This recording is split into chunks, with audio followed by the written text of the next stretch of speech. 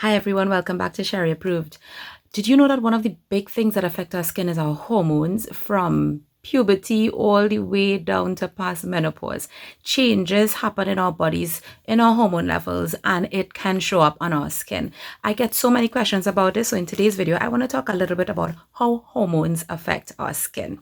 So, just before I get into just a little bit of information, I want to just set certain concepts very, very clear, just so that everybody's going to be on the same page. So, I'm not a doctor, I'm not a dermatologist, none of that. I am just self educated. None of the information I'm going to talk about today isn't hidden, it's publicly available, and it has helped me understand how to treat my skin because for some of us, hormones play a bigger part in terms of what happens with our skin than others. Everybody is going to be different, so some people may not even notice changes at all, but for some of you, you can definitely see the changes, especially when I start to talk about them. So, the first concept that I want to make sure that we're all clear about is our menstrual cycle. So, a lot of times when I get messages and we are talking about skin and what's happening with your skin, and I ask people, how long is your menstrual cycle? Some people may respond and say 5 days or 7 days and so on.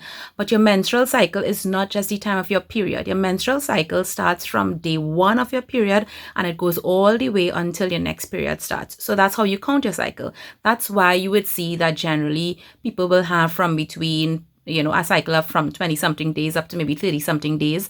For the purposes of this video, I will discuss menstrual cycle in terms of 4 weeks. So just looking at an average of around 28 to 30 days, which is how the menstrual cycle may be for a lot of people. And it doesn't mean that if your cycle is a little bit less than that or a little bit longer, that you're not normal. But I'm not a gynecologist and I'm not here to talk about that. I just want to make sure that we all understand the concept of menstrual cycle because I'm going to be talking about weeks 1, week 2, week 3, and week 4. Okay, so the second concept or the second set of concepts that I want to talk about are 3 sets of hormones, and that's going to be important for us to understand what happens to our body at each week of our menstrual cycle. So the first one I will mention, you will hear me talk about, is estrogen, and estrogen is one that we all hear about a lot. Estrogen is what is responsible for maintaining the natural skin barrier. It is what gives us that plumpness, the glow in our skin, helps us to look, radiant, and just helps the overall look of our skin. That's estrogen. Then we have progesterone. When progesterone comes into effect in our skin, in our bodies, what happens to our skin is that it triggers sebum production, and then our skin gets a little bit more inflamed, or our pores kind of get more compressed. So it's going to be easier for oil and stuff to get trapped in our skin. And then there is another hormone that I'll talk about, which is testosterone. And yes, women, we do have testosterone in our bodies. It's just, of course, at much lower levels than men, but testosterone is actually also present throughout our menstrual cycle. Testosterone also further triggers sebum production, and for some of us that may cause issues in our menstrual cycle or on our skin, right? So now that I've just mentioned those 3, the reason why I mentioned it and some of what they do is because we can see the effects of the peaks and the falls of each one of those at different points in our cycle. So week 1, during week 1 or week 1 of your menstrual cycle will be the week of your period. During that week, all your hormones are almost at its lowest. Everything is like, everything just has fallen, and you're having your bleeding, you're having your period. That time is actually when our skin is most lackluster.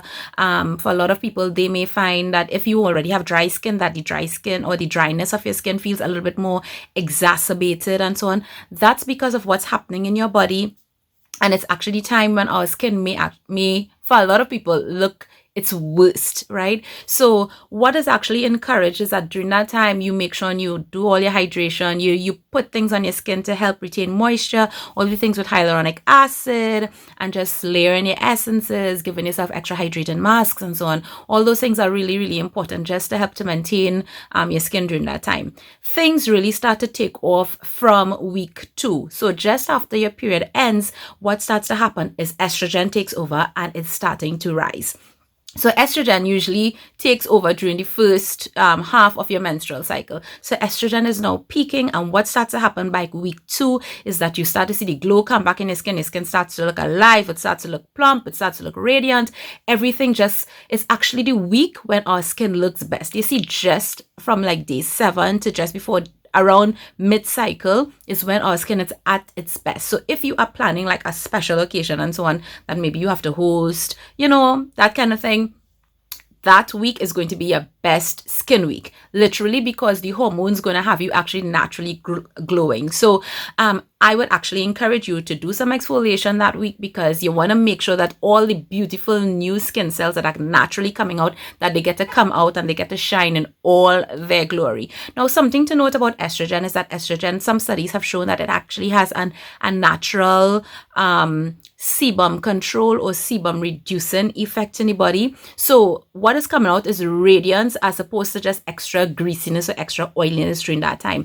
It's one of the reasons why when we get to day 14 of our cycle or the middle of our cycle, we are ovulating. It's just nature's way of making us also look a little bit more attractive, to make babies and all that jazz. But I'm not here to talk about that. But that's really why our skin really looks its best in week 2 of our cycle. But then what happens is estrogen gets to its peak. And then right after that, when we get to week 3, progesterone starts to take over. So estrogen starts to taper off and progesterone starts to rise. So that's why from week 3, you will start to notice that your skin may be actually a little bit oilier, because progesterone is actually triggering your oil glands to start producing a little bit of extra oil. The natural responses in the skin will become a little bit more inflamed and your pores become compressed. So things start to get trapped. So if you are not cleansing your skin properly, it's going to start to show in week 3. In week 2, you could actually naturally get away with it a little bit. But if you're not cleansing properly, it's going to show in week 3, because your skin is naturally compressing, things in your pores. So you need to make a little bit of an extra effort to make sure that you get your pores clean. In week 3, it's a great time that if you were not doing clay mask or mineral, volcanic muds, mask with those types of ingredients that help to absorb the extra oil and deep clean the pores. Week 3 will be a good week to do that. Simply because you're going to actually help your skin along. You may have gotten away with it in weeks 1 and week 2 simply because of the effects that the hormones were having on your skin. But then we come to week 4, which is the week just before our period. And for those of you, now for some people, none of this is going to make a difference because you don't really see differences in your skin. Your skin more or less looks the same. You probably don't have issues with extra oil or breakouts and so on. But for a lot of people, this is going to make sense, because if you start to look at how your skin behaves every week of your menstrual cycle, you're going to see that there are some differences, even if it's slight. For some people, it's huge, but even if it's slight. So that week just before your period, which is week 4, testosterone now, who was there all along, he's the one who starts to take control. So progesterone is starting to come down now, but testosterone is going to trigger even more sebum production. So you already had progesterone working, and now you have testosterone coming on. So that's why you find the skin is extra oily, and now we have the buildup of oil, buildup of that extra sebum, buildup of bacteria in the pores and so on, and therefore we have acne central or breakout time. So a lot of people, this is why you will tend to get breakouts in that last week just before your period. And for a lot of us, the breakouts are usually concentrated around here, the jawline and the cheeks. So that's why a lot of times it's very, very easy for somebody to, a doctor or a dermatologist, somebody to look at your, even a gynecologist to look at your skin, and based on where your breakouts, they could say, it's a hormonal, or there is a hormonal impact that's creating or that can be contributing to your breakouts, right? So that's why from when you are in week 4, it's very, very important that you continue with making sure that your pores and your skin is clean. You want to make sure that you're mopping up that extra oil. You want to make sure that you start treating your skin for breakouts. And additionally, one of the things that you want to do is you want to make sure that you continually work on building your skin barrier, because very soon everything is going to plummet. Your period is going to come. You're going to start bleeding. And then we're back at week 1 when your skin is at its most fragile state in terms of it doesn't have anything really to help it along. So and you're almost kind of exposed because estrogen as well is at its lowest, and you don't have the things to build your natural skin barrier. Have you noticed that during week 1 or the week of your period, your face is most sensitive? It's because prostaglandins, my tongue just feels tight right now, which is something that our body actually produces, makes us a little bit more, increases our sensitivity. It makes things seem a little bit more painful, so that maybe if you're going to try to squeeze a pimple, it's a little bit more painful. Just touching your face, it's a little bit more sensitive. That's why. So just a little bit of a tip, you don't want to be waxing during the week of your period, because that's when waxing is going to be most painful, not just on your face but anywhere in your body. Actually, waxing is going to be most painful then, and it's actually not the best time to go and do a facial. And just as I mentioned, that one of the best times based on your menstrual cycle to get a facial done is actually week 2 or just before ovulation. It's going to be the best time for your skin to get the boost that it needs, and also to help prepare it for what's happening in week 3 and week 4.